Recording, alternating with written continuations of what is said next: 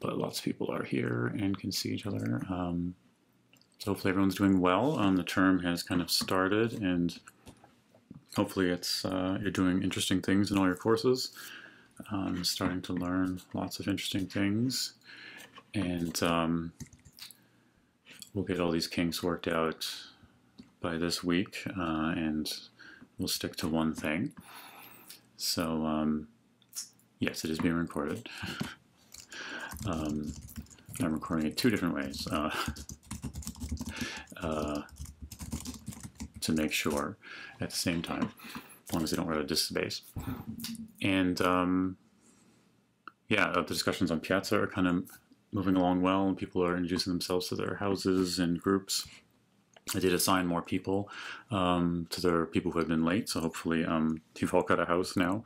If you still don't, we'll try and make sure you just get assigned as people who are registering late. And the lecture from Monday is now, it was on YouTube, put on YouTube yesterday, so you can find that there. And this one will go up there as well after we're done. And yeah, so let's just keep moving forward. And if there's questions about other things, you can ask that as well. So what we had in class, in last class, was talking about supervised learning and classification. So we saw a simple classification algorithm, k nearest neighbors, which lets us use kind of distance measurements, which we've also kind of done some discussion of, and saying how you could just use the distance between points in this general space of points of your data to figure out whether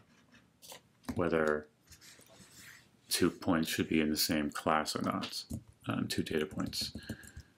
So my mouse is on the wrong. Oh, that's why. Yes. I should just get rid of these. Okay. Whereas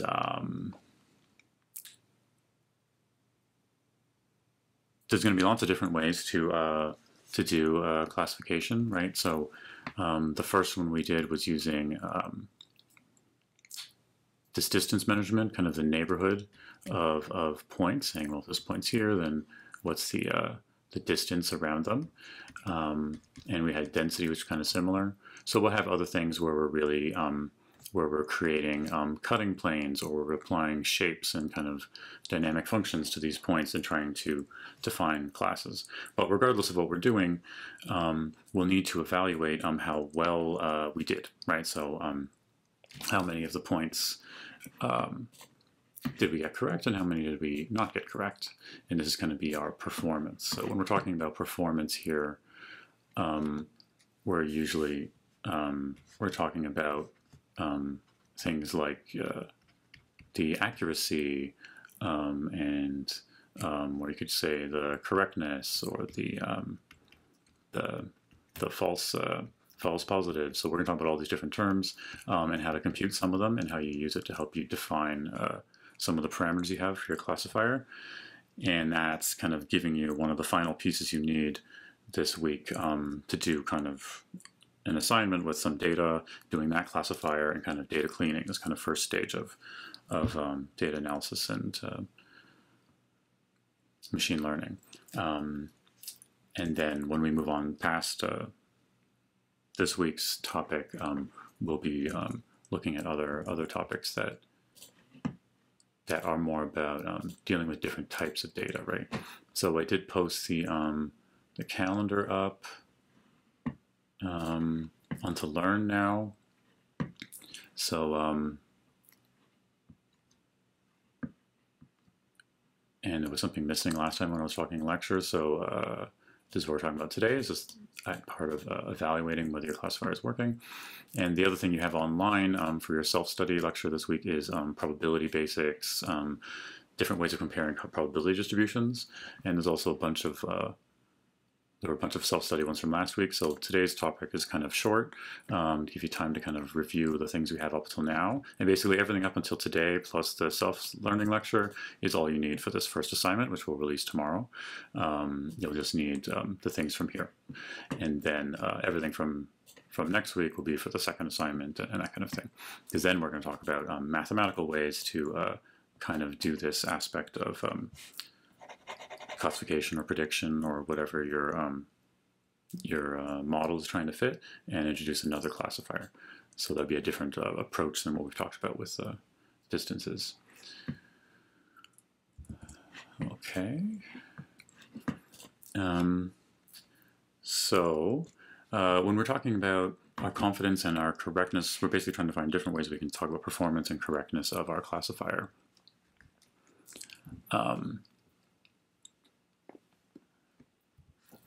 What we have to do is define this a bit of a threshold or a function that tells us how we're doing.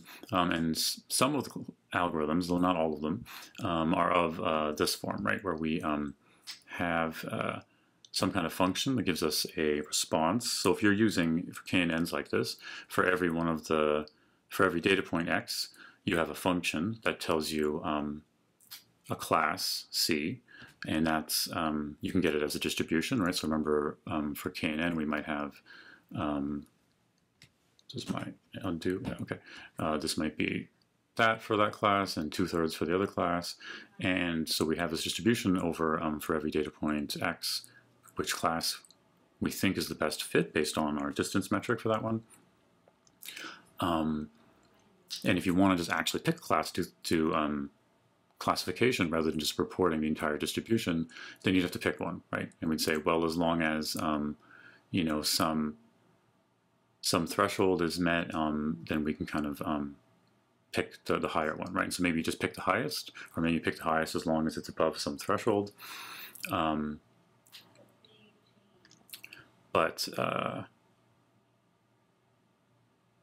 when you if you have an algorithm like this that returns these numbers, you could have these functions where you're defining the threshold that says we're only going to classify something in that level if it's above a certain confidence level or amount, right? You might say only classify things as in that class if it's above 50%, because you want to know that it's really at least the majority of the points there. Right, so if you have a classifier that way and you say what's the confidence of it, we would be defining this tau, which tells us what's the threshold we're using for the decision to make the classification. And so assuming we kind of add that on to our classifier, where we say we're only going to say it's in that class if it's above this level of confidence, then we want to maximize this confidence function, right? So that we have an algorithm that gets us the highest level of confidence for some threshold, right? But you could imagine then that the threshold here is this is another parameter. Remember last time we talked about parametric and non-parametric methods. This is another parameter that we would set that tells us how sensitive the algorithm should be, right? So if we set it very high, then it's only going to give us classifications that's very sure of. But we'd have high confidence that's correct, right? So what we're going to then talk about next is how we can evaluate how good an algorithm is in general, independent of this tau. So for different levels of tau, we're going to count how well it does in different situations, right? So we're going to have, I'm in the wrong folder. We're going to have these counts of how well it does. So let's go see the chat. Someone was saying,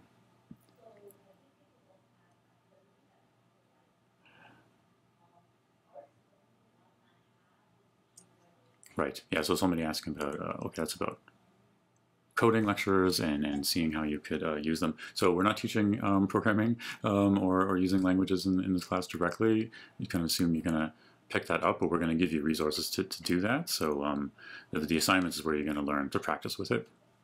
And you're going to be able to use libraries that implement most of these algorithms. So there are lots of examples we can kind of point you to, and then you want to basically apply it to our data set and to the questions we ask you on. But yeah, the lectures themselves aren't going particularly into how you code this thing in particular, because we're focusing on the concepts and how you design these algorithms, or how you choose which one to use, how you decide how to use them, basically. And whereas the implementation is kind of, there's many different ways to do it depending on what language you're using. But you'll get lots of practice at in the assignments. That's why this first assignment isn't too complicated. It'll be more about loading the data, getting familiar with these libraries, how to load in data, compute statistics, and the classification algorithms are not that complex because you're just going to use KNN. And there's a library that implements that, so you get familiar with it. And then for later assignments, you'll be doing different classifiers and multiple classifiers, but then you'll be already familiar with how to load the data.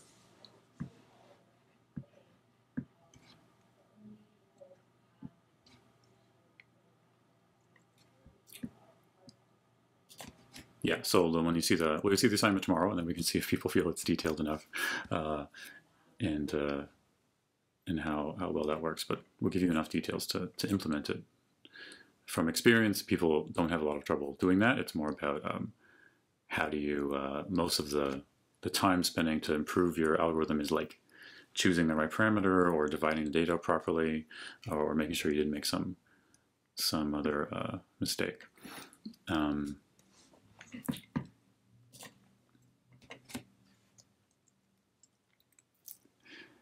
And yeah, and the data sets will be provided to you for the assignment. So we'll give you data, or point you to the file, or it'll be available to download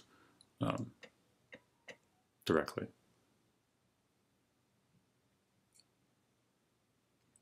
Great. So assuming now we have this this definition of classification, we want to be able to say, well, how well is it doing, right? So you've probably heard, seen these terms in various places. You've seen, well, the true positive rate or the false positive. And even with COVID, people get talking about this, right? So what's the study for the vaccine and how well, sorry.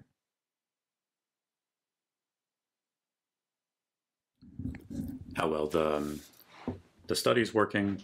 It depends on your sample of people who were given the vaccine and whether you can trust it, right? So they had one of these things where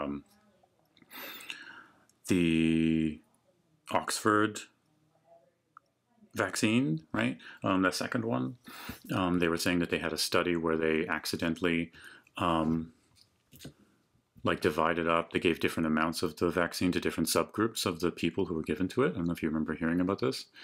And basically there was one group that were given half a dose one of the times rather than 2 full doses, and they had better results. And it's like, oh, okay, so actually it's better to give them half a dose. But not necessarily, because you have to check and see how many of those people were in different categories of the participants. Right, so if you just count everyone together, it would seem like the effectiveness of this vaccine went up, but actually it's more complicated than that, because everyone in that group were younger. Like I think everyone was under 65, and so you've actually got a different population, and so you can't just compare those numbers together. So what when we're talking about these confusion matrices, and you saw this a bit in the hypothesis testing lecture, if you watched that. Although, yeah, that one is one of the self-studies this week, actually, for probability statistics. So a similar concept of this comes up in those online self-study ones. You should watch those as well, where essentially we're counting all the instances, right? So as we go through our data points for our set, and we know that they're in certain classes, so some data points are in class A and the other ones are in class B. Maybe I'll switch colors now. And then our classifier is in red, and we'll say, red means that we're in class A, and it circled all these ones as being in class A. Hopefully people can see red and blue. Sorry if that's not necessarily the best colors. that it's got some right and some wrong, right? And so you just count how many times, it's very simple, whether it got it right or wrong, right? So the true value is the actual truth in blue here, whether it's in class A or B, and the estimated is what your algorithm said, right? So let's say we're using KNN, and it gave us these using red, right? So you just put in counts. So each of these true, positive, false, relative numbers are how many times it happened. You have 1,000 data points. These could be like 250 and 217, and they all add up, but they all add up to the sum of all of them, right? So if you add all 4 of these, they would add up to the number of data points, which I think I have on a later slide. And right, so that's simple. And what we're just saying is that there's these 4 different categories you're kind of interested in, right? They're interested, obviously, in the ones where, in this case, we're saying, is the data point in class A? So it has to have some kind of binary aspect. So for the vaccine, it's like, did the people who got the vaccine develop COVID or not, right? And so the value 1 means that the thing is true. In class A, got COVID, drove the car off the road, whatever your classification is. The image contains a dog or image contains a cat, right? And so these cases are the ones where you said it was in the class and it is actually in the class, so you're right. These are all the ones where you said it wasn't in the class and it wasn't. So these are the ones where you're correct, right? And then these ones are the ones where you're wrong in some way, and you can be wrong in 2 different ways. You could be wrong because you put it in the class when it isn't, or you could say that it wasn't in the class and you missed it, right? So a false alarm, right, is one where you said it's in the class, but it's not, right? So you said, this false alarm is more thinking about when the question you're asking is like, do they have this disease, or is there an emergency happening right now? Should I alert the authorities? And you said, yes, there is, but there actually isn't, right? And these ones are misdetections. So you should have caught it, but you didn't, and so the person now dies of some disease because you didn't diagnose them properly. Or you were supposed to detect a pedestrian and you didn't think it was a pedestrian. So usually bad. But depending on your situation, it might be more important to avoid, which is more important to avoid is kind of depends on the domain, right?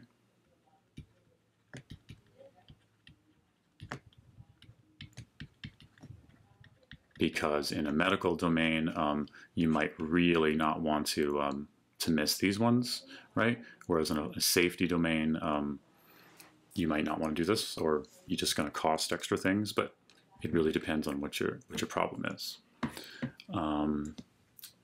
And we'll have some other things. The interesting thing about this from a kind of terminology point of view is that every field has like different names for all these things. So I don't know if I have this later. He set a slide on that. Right, so if you look up the Wikipedia page on confusion matrix or F-score, it's like there's type 1 errors and type 2 errors, discovery rates, prevalence. Well, prevalence and accuracy are actual computations that we'll get to, but they're very simple numbers in a sense because it's just counts and ratios, but all the terms here in different fields, like in medicine and psychology, they come up with a term that kind of means a certain ratio or a score here. And they can become very specific to that domain, whereas we can just try to keep them in a general sense. That is, how much you are getting something correct or not in terms of an algorithm or like a decision or a diagnosis, right?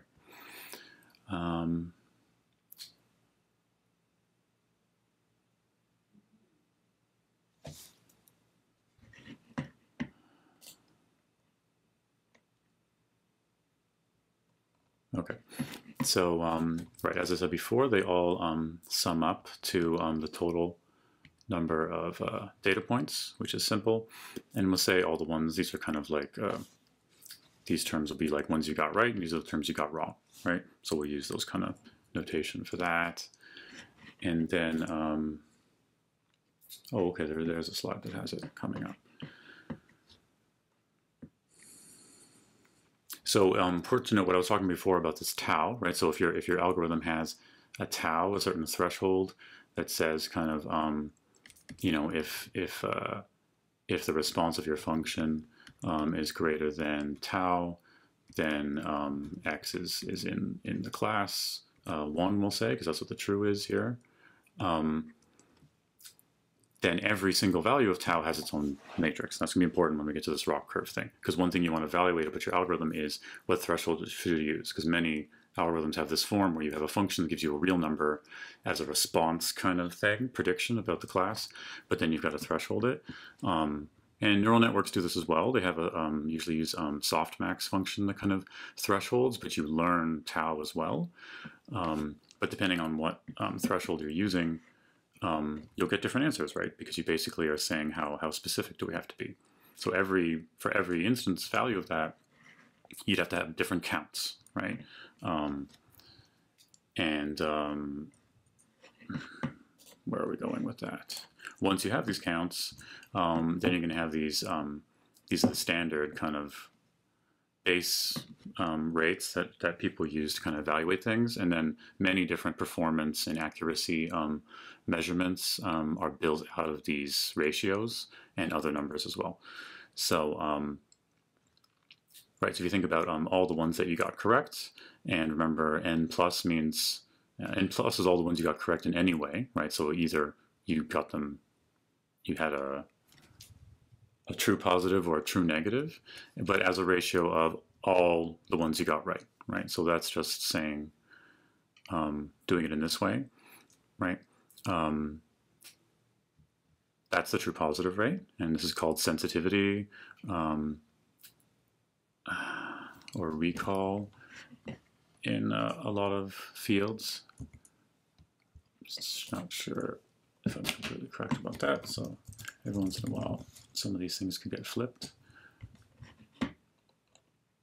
Oh yeah, I guess so.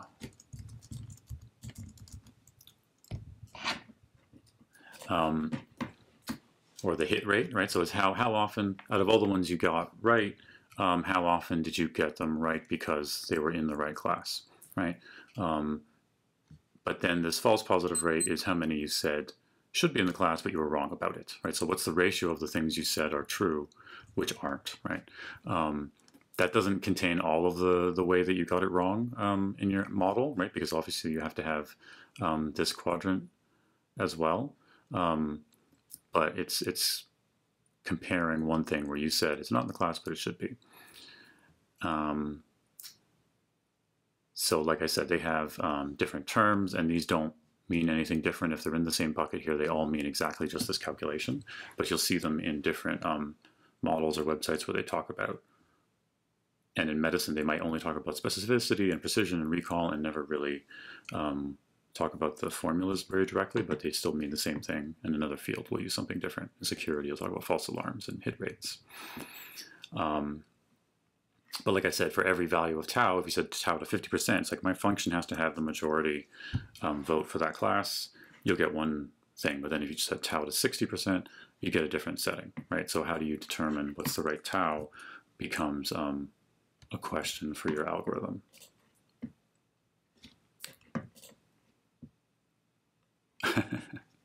People are still fiddling with the software.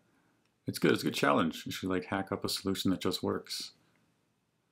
Oh, so somebody left and came back and it worked. That's great.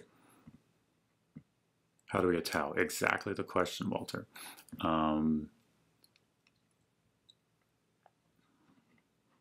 Precision. We will get to precision because that's an important way for us to understand it. That's coming, so you guys are all anticipating what we're doing.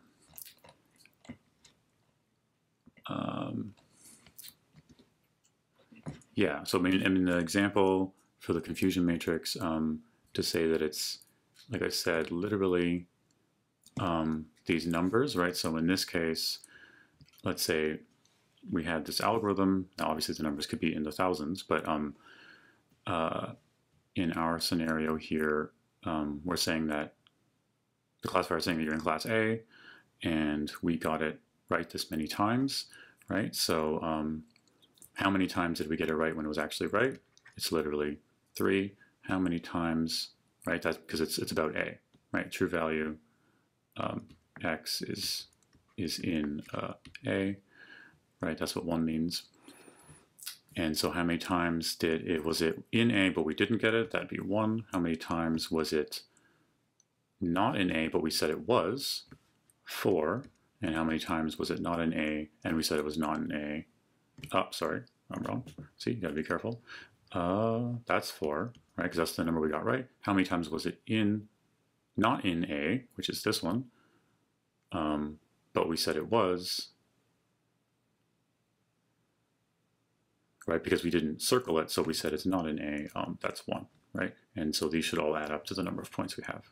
So it's literally just the counts of that.